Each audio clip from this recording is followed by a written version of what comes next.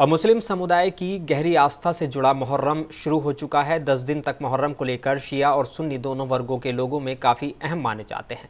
اتر پردیش کے رامپور میں ریاست کے انتم نواب رضا علی خان کے دوارا 1949 میں اپنی کوٹھی خاص پریسر میں ایتہاسک امام باڑے کو استھاپت کروایا گیا تھا۔ مردان امام باڑے میں تب سے ہی یہاں پر محرم میں عبادت کرتے آ رہے ہیں لوگ، اور اس لحاظ سے اس امام باڑے میں انتم 10 تاریخ کو لے کر تیاریاں شروع کر دی گئی ہیں۔ اسی سلسلے میں پورو منتری نواب رضا علی خان کے پوتے کاظم علی خان نے اس کی اہمیت کے بارے میں کچھ جانکاریاں ساجھا کی ہیں۔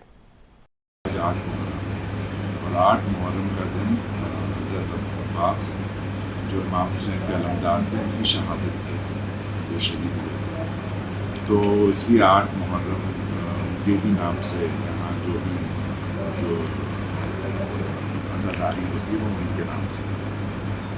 اور یہ امام باڑہ 1949 میں جب اسٹیٹ مرج ہوا، اس سے پہلے جو قلعے کا امام باڑہ تھا وہاں ساری عزاداری ہمارا خاندان جو شیعہ حضرات ہیں رامپور کے وہ سب عزاداری کرتے ہیں، لیکن جب مرجر ہوا تو پھر یہاں شفٹ امام باڑہ یہ نیا بنا جولائی 1949۔ ہمارے دادا جو آخری نواب تھے رامپور ریاست نواب رضا علی خان، انہوں نے یہ ہماری دادی کے نام سے یہ بنایا تھا رفع زمانی پہ۔